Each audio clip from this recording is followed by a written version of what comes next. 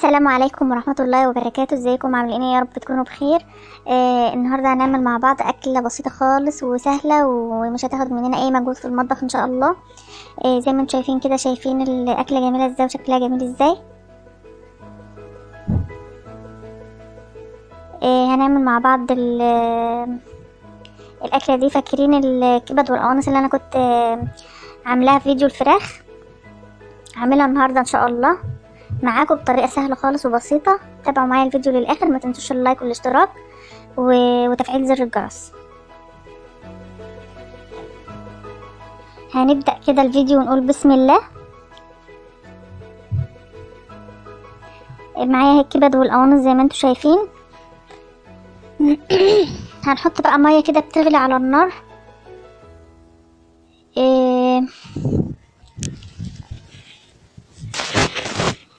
هنحط فيها كده فصين حبهان وشوية قرفة زي ما تحبوا، طبعا اي منكهات تحطها في المية براحتك. ممكن حبة فلفل اسمر برضو عادي، ما فيش مشاكل. او ممكن ما تحطلهاش اي حاجة عادي برضو. هننزل اول كده بالقوانص والقلب بتاع الفرخة. لان طبعا القنصة بتاخد سوا اكتر من الكبدة، فاحنا هنسلقها الاول، وبعد كده لما تتسلق هنقوم سالقين الكبدة لوحدها. هي طبعا هتطلع كده ريم على الوش، لما المية تغلي هتطلع ريم على الوش. طبعا هشيله كده خلاص. انا شلتها من على النار. ده بقى الكبده بقى هنحط برضو، هنعمل برضو نفس اللي عملناه في القنصه، بس الكبده مش هتاخد يعني وقت على النار كتير، هي غلوتين كده وخلاص.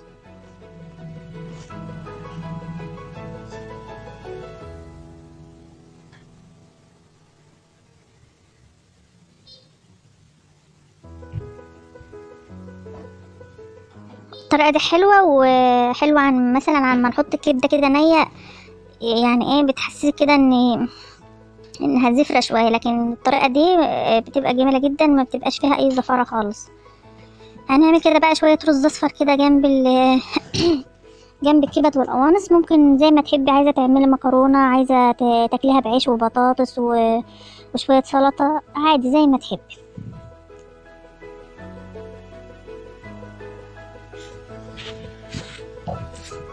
حط كده شويه زيت على النار.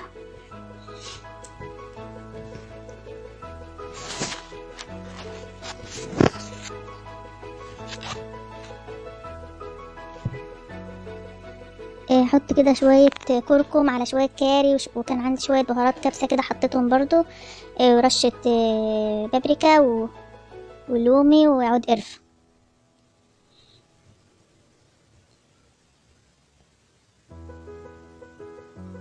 اخدها كده تشويحه كده في الزيت.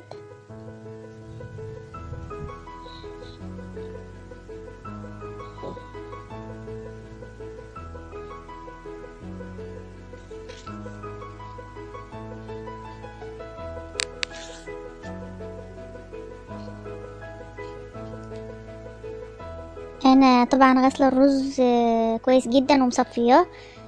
هنزل كده بيه كده على البهارات.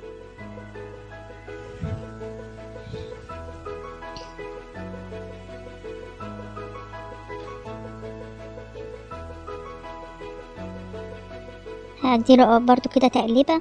بقى عندك بقى شويه شوربه ممكن تسقي بيهم الرز، او لو مفيش شوربه بقى بالميه المغليه عادي، مفيش مشاكل.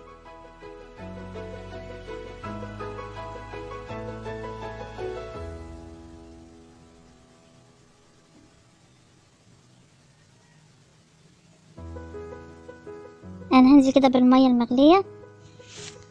طبعا كل رز بيختلف عن التاني في معيار الميه، كل نوع رز يعني.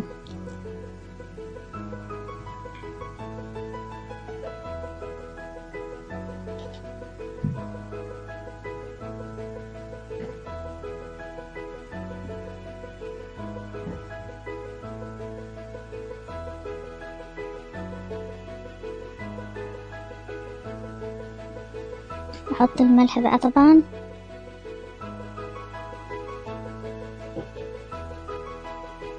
هزوده كمان شويه ميه كده صغيرين وكده خلاص.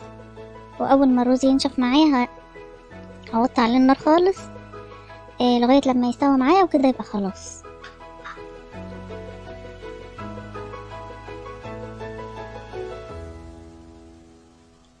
طبعا في ناس هتقولي مثلا اللي انت بتعمليه ده سهل ومش عارف ايه وبسيط، فعادي في ممكن بنات كده لسه متجوزين ما يعرفوش مثلا يطبخوا كده، فعادي يعني احنا كلنا بنتعلم من بعض. هعمل جنبه كده شوية سلطة، وهنا برضو الكبد والقوانص هقطعها كده زي ما انتم شايفين. الكبد مش هقطعها حتت صغيرة، هسيبها حتت كبيرة علشان وانا بقلبها ما تتهرتش معايا في الطاسة. والقوانص قطعتها زي ما انتم شايفين كده.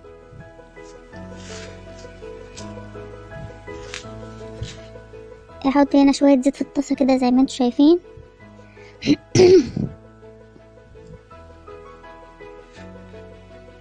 بس هو صراحة يعني انا حطيت زيت كتير، انا المفروض كنت اقلل الزيت شوية.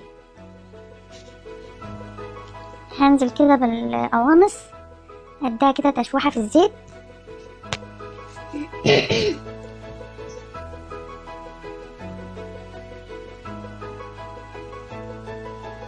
بعد كده بقى انزل كده بالكبد بقى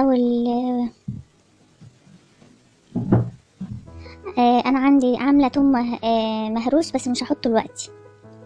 هي نفس يعني تشبه لطريقه الكبده الاسكندراني، بس هنا احنا سلقنا الكبده والقنصه يعني لكن الكبده طبعا العجالي ما بنسلقهاش.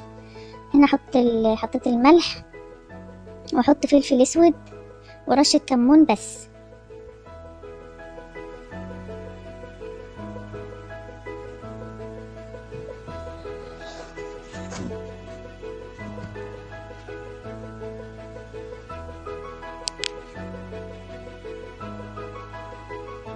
هنا انا حطيت التوم اهو، انا بحط التوم في الاخر خالص علشان ريحه التوم تفضل كده في الكبده وتبقى طعمها حلو.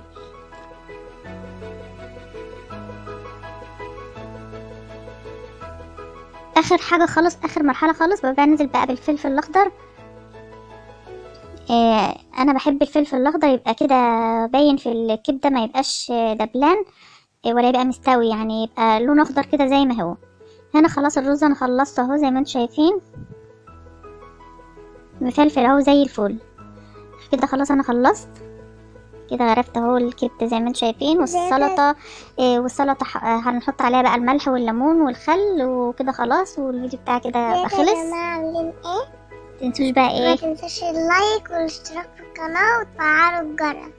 اشوفكم في فيديو جديد ان شاء الله، والسلام عليكم ورحمه الله وبركاته. مع السلامة.